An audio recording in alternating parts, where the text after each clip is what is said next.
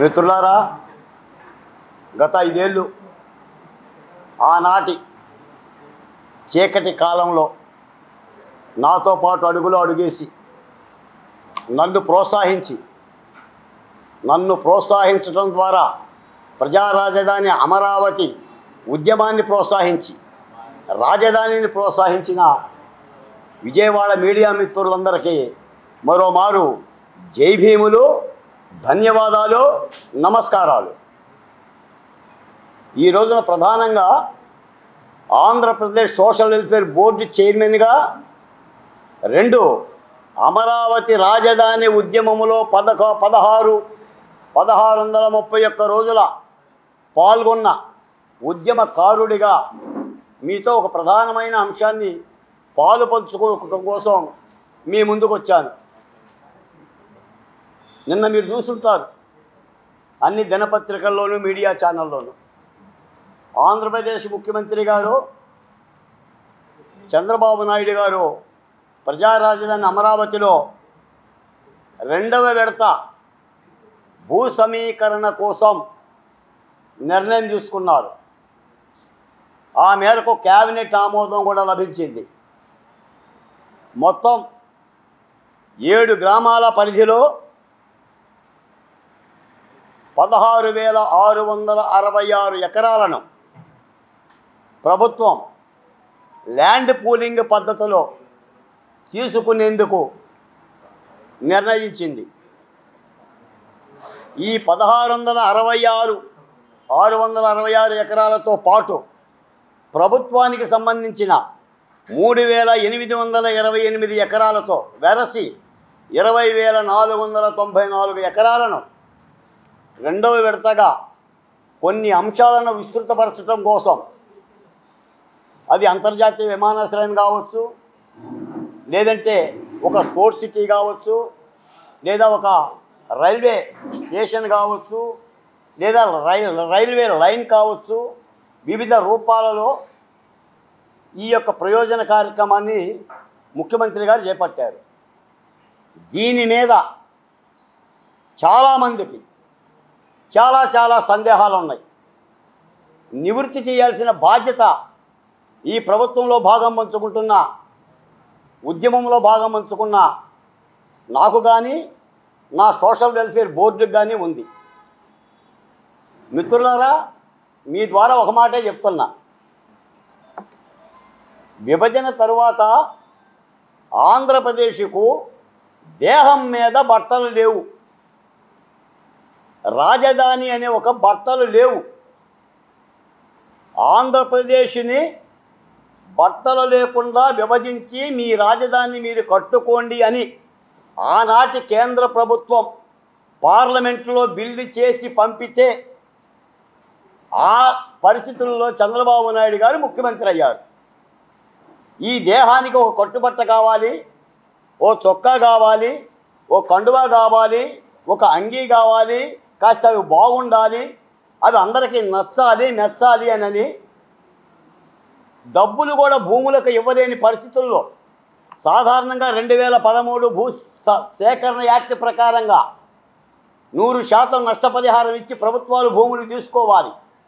ఆ 100% నష్టపరిహారం ఇచ్చే స్తోమత, ఆర్థిక లోటు కలిగిన నూతన శిశువు ఏపీకి లేదు. కాబట్టి కొత్త సిస్టమ్, దేశం గర్వించే స్థాయిలో కొత్త నూతన పద్ధతిలో భూ సమీకరణ ల్యాండ్ పూలింగ్ సిస్టమ్ ద్వారా 34,348 ఎకరాలని సేకరించడం జరిగింది.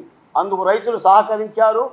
ప్రేమగా, ఆప్యాయంగా తరాలు నమ్ముకున్న భూమిని దోషులతో పెట్టి సిఆర్డీఏ అధికారులకు ప్రామిసరీ నోటులా రాసిచ్చాడు.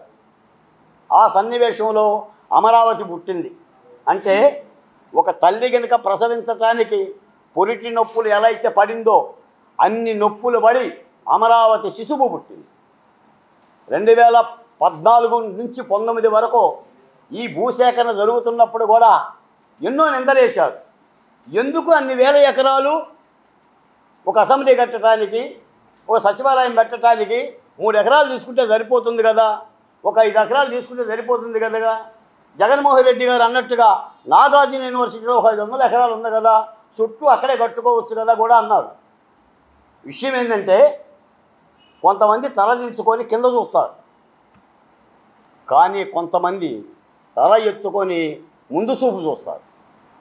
అలా ముందు చూపు చూసే ఏకైక నాయకుడు చంద్రబాబు నాయుడు. 28 రాష్ట్రాల్లో ఏ రాజధానులైతే ఆర్థిక పరిపుష్టితో కలకలలాడుతున్నాయో నా రాజధాని కూడా, ఆంధ్రప్రదేశ్ రాజధాని కూడా కలకలలాడాలని భవిష్యత్ దృక్పథంతో ల్యాండ్ పూలింగ్లోకి వెళ్ళాడు. సాధారణంగా అందరూ అన్నట్టుగా రాజధాని అంటే పరిపాలనా కేంద్రాలు ఉండే ప్రాంతం. ఒక అసెంబ్లీ, ఒక సచివాలయం, ఒక హైకోర్టు, ఒక డీజీపీ కార్యాలయం, ఐఏఎస్ ఐపీఎస్ కార్యాలయం 4 ఉంటే రాజధాని అయిపోయినట్టే. కానీ ఇప్పుడు జరుగుతుంది రాజధాని కాదు, రాజధానిలో అభివృద్ధి ప్రక్రియ జరుగుతుంది, ఆర్థిక కోణం జరుగుతుంది. దీన్ని అర్థం చేసుకోవడంలో చాలామంది తికమక పడుతున్నారు. అమరావతి ఇంకా కడుతున్నారు, అమరావతి కడుతున్నారు, ఇంకా కట్టేదేముంది? 8 ఏళ్ళుగా అమరావతి పరిపాలనా కేంద్రం ఆంధ్రప్రదేశ్కి. గతంలో చంద్రబాబు నాయుడు గారు మూడేళ్ళు పరిపాలించారు, జగన్మోహన్ రెడ్డి గారు 5 ఏళ్ళు పరిపాలించారు, మళ్ళీ కూటమి ప్రభుత్వం వచ్చాక 2 ఏళ్ళ పరిపాలన జరుగుతుంది. అమరావతి ఆల్రెడీ బిల్డ్, అమరావతి నిర్మాణం అయిపోయింది, జరుగుతున్నది అమరావతిలో అభివృద్ధి.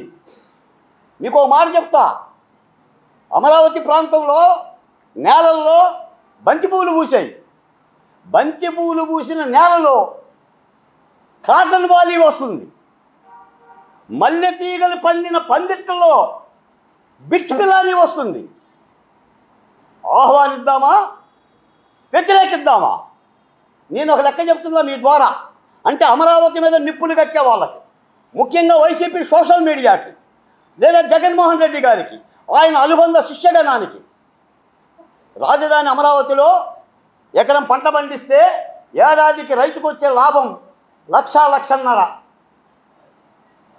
ఈ రోజున క్వాంటమ్ వాలీ వస్తే అదే నేలకు వచ్చే లాభం ఎంత? ఈ రోజున అమరావతిలో నేలకున్న ధర ఎంత? ఆ ధర కారణంగా చుట్టుపక్కల ఉండే ప్రాంతాల యొక్క వెల ఎంత? అంటే ఒక పసిడి కాంతు ఉంటే ఆ క్రాంతి పుణ్యం ప్రసరిస్తున్న విధానం. ఈ రోజున చంద్రబాబు నాయుడు గారు కృష్ణానదీ తీరంలో ఎందుకు పెట్టాడు రాజధాని? మధ్యస్థంగా ఎందుకు పెట్టాడు? రహదారి సౌకర్యం ఎందుకు పెట్టాడు? దేశ చరిత్రలో 15 ఆర్థిక రంగ బ్యాంకులు ఒకే రోజున శంకుస్థాపనలు జరిగిన సన్నివేశం నిన్న మనం చూసాం. ఈ దేశ ఆర్థిక మంత్రి నిర్మలా సీతారామన్ గారి చేతుల మీదుగా నిన్న కార్యక్రమం జరిగింది. అంటే ఒక అభివృద్ధి నమూనాని. ఈ సందర్భంగా మీకు ఇంకొక మాట కూడా చెప్తా. సాధారణంగా నన్ను కూడా అడుగుతూ ఉంటుంటారు ఆయా టీవీ ఛానళ్ళకి వెళ్ళినప్పుడు, అమరావతిలో రైతులకు ఇంకా మీరు ప్లాట్లు ఇవ్వలేదు, ఆ ప్లాట్లు ఇంకా రిజిస్ట్రేషన్ కాలేదంటానని. ఎస్, అమరావతిలో కొన్ని సమస్యలు ఉన్నమాట యథార్థం. I'm also accepted. కానీ సమస్య వేరు, అభివృద్ధి వేరు. ఈ సమస్యలను పరిష్కరించేందుకే 3 సభ్యులతో ముఖ్యమంత్రి గారు కమిటీనే వేశారు.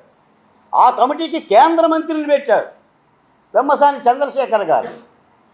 కొన్ని విధాన కారణాల మూలాన, టెక్నికల్ మిస్టేక్ల మూలాన ఆనాడు భూ సమీకరణలో పాల్గొన్న భూముల్లో, అంటే కోర్టులకు వెళ్ళి చాలామంది రైతులు వెళితే ఆ భూముల్లో వీళ్ళకి ప్లాట్లు రావటం మూలాన వాటిని పరిష్కరించే పని చేస్తున్నారు. ఆ అంశం వేరు, కానీ జరుగుతున్న అభివృద్ధి వేరు.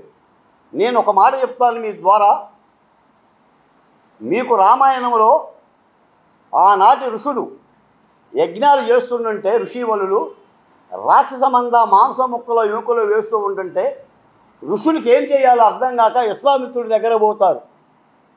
అయ్యా, మమ్మల్ని యజ్ఞం చేయనివ్వట్లేదు అని. అప్పుడు విశ్వామిత్రుడు దశరథ మహారాజు దగ్గరికి వెళ్ళి, నీ బిడ్డలైన రామ లక్ష్మణులను పంపించు దశరథ, యజ్ఞం చెయ్యాలి, ఈ దేశానికి రాజ్యానికి సుభిక్షం జరగాలని. అంటే దశరథుడు ఒగుస్తాడు, ముక్కుపచ్చలారిన బిడ్డలను ఎలా తీసుకెళ్తావు విశ్వామిత్ర, నాకు గర్భశోకం మిగులుస్తావనని. నీ బిడ్డలకు రక్ష నేను అని చెప్పేసి వెళ్ళి రక్షయజ్ఞం చేస్తాడు, బ్రహ్మయజ్ఞం చేస్తాడు. ఈ రోజున అమరావతిలో జరుగుతుంది కూడా బ్రహ్మయజ్ఞమే. మీరు ఆలోచించేదేమో రాక్షసులు వేసే మాంసం మొక్కల కోసం, బొమ్మకల కోసం. మేము ఆలోచించేదేమో ఈ రాష్ట్ర సౌభాగ్యం కోసం. ఎలా? భాగ్యనగరం అంటే ఏంటి? వెళ్ళి రావడమా?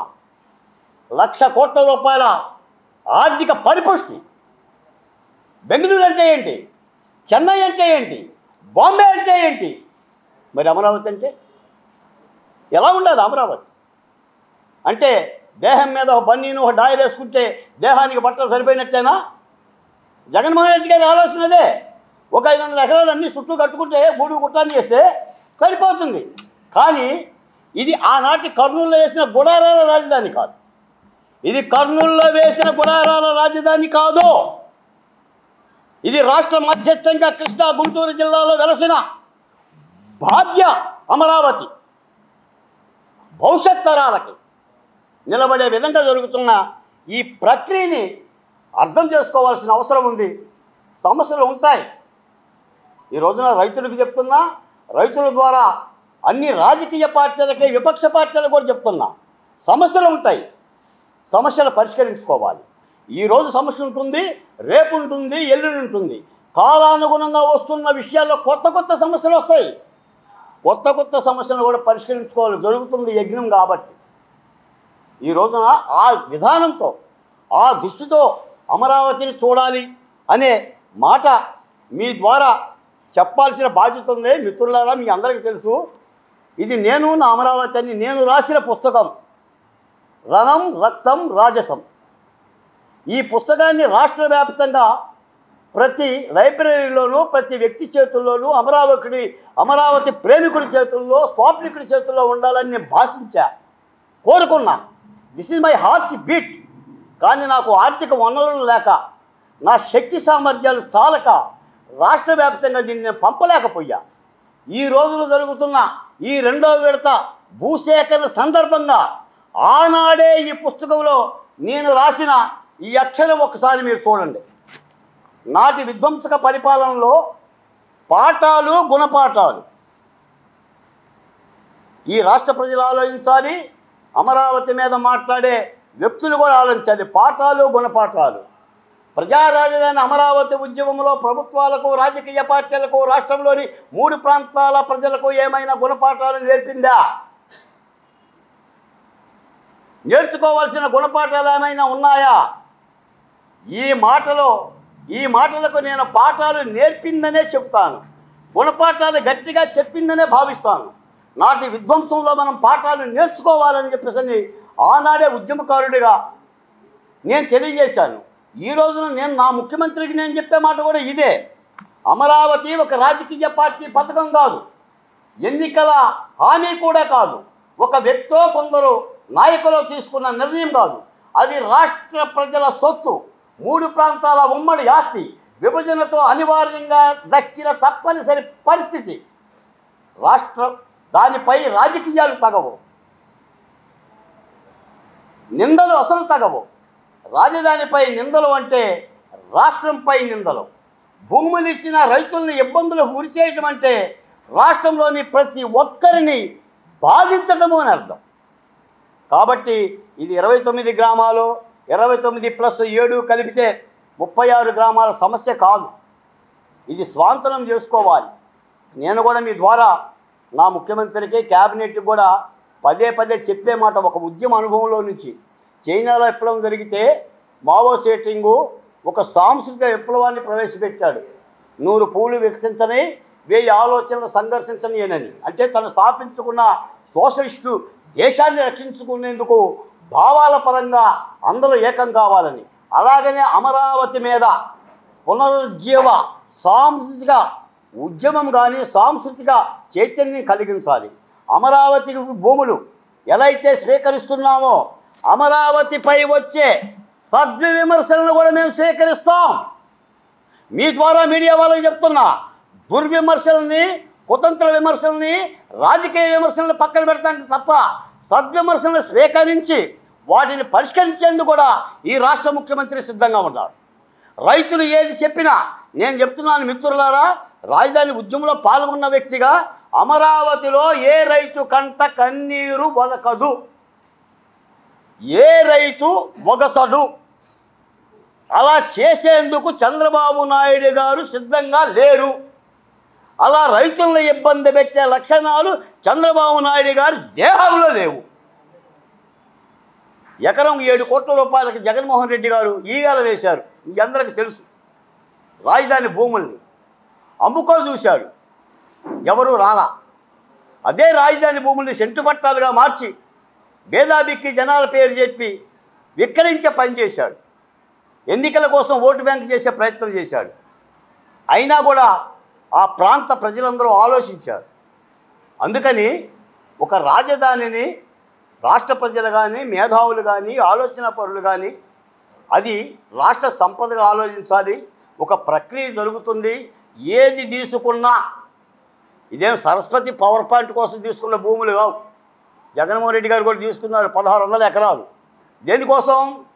సరస్వతి పవర్ ప్లాంట్ కోసం తీసుకున్నాడు. చంద్రబాబు నాయుడు గారు తీసుకున్నది ఆయనకు సంబంధించిన కొడుకుతోనో, బిడ్డతోనో, లేదా పార్టీ నాయకులతో ఏదో పవర్ ప్లాంట్ పెట్టడం కోసం కాదు. ఈ రాష్ట్రంలో క్వాంటమ్ వ్యాలీ రావాలని, బిడ్స్ పిలాని రావాలని, ఉత్తరాంధ్రలో టెక్ రావాలని, డేటా సెంటర్ రావాలని, రాయలసీమలో సాగునీటి ప్రాజెక్టుల పరవళ్ళు దొక్కాలని, పోలవరం నిర్మాణం జరగాలని.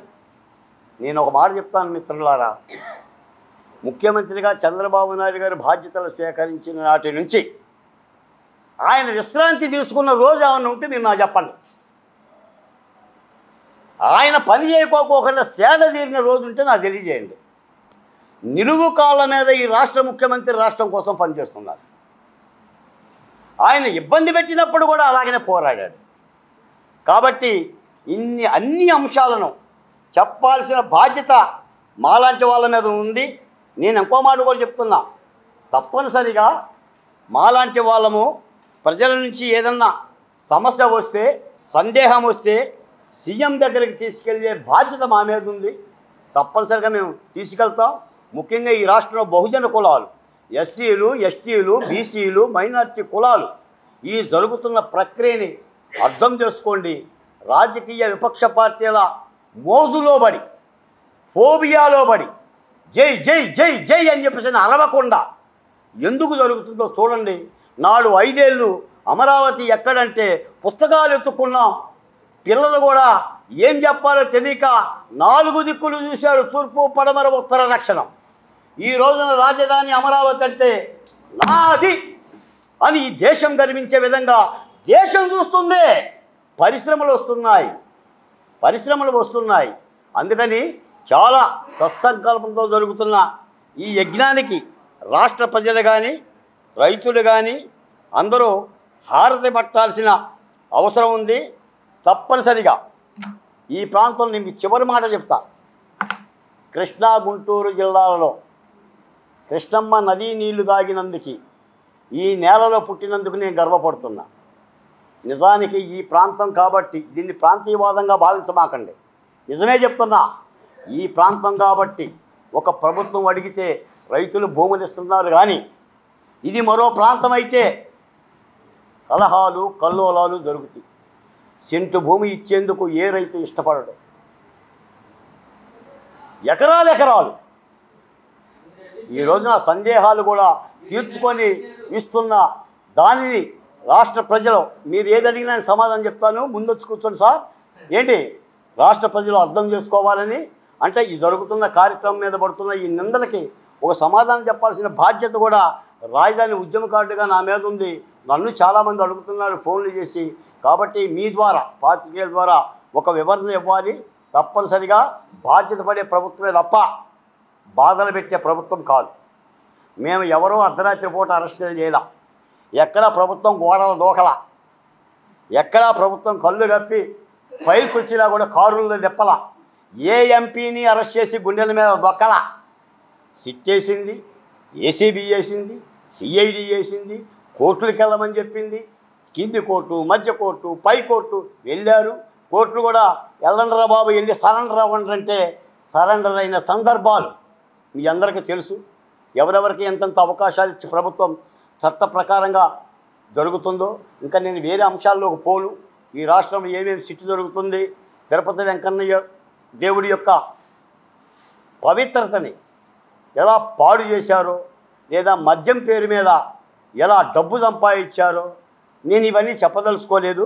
నేను అమరావతి ఈ రెండో విడత భూముల గురించే మాట్లాడదలుచుకున్నా. తప్పనిసరిగా ఈ రాష్ట్రానికి మంచే జరుగుతుంది. బాబు గారు ఉన్నంత వరకు రాష్ట్రానికి ఒక రక్షణ గోడ, పంటకి గోడ ఉన్నట్టుగా, ఇంటికి ప్రహరీ గోడ ఉన్నట్టుగా, కుటుంబానికి పెద్ద దిక్కు తండ్రి ఉన్నట్టుగా లేదా తల్లి ఉన్నట్టుగా ఈ రాష్ట్రాన్ని వెళ్ళవెళ్ళ కాపాడుకునే ఈ ప్రయత్నాన్ని నా బహుజన మిత్రులు, రాష్ట్ర ప్రజలు అర్థం చేసుకోవాలని మీ ద్వారా పదే పదే విజ్ఞప్తి చేస్తున్నాను. ధన్యవాదాలు. జై అమరావతి, జై ఆంధ్రప్రదేశ్.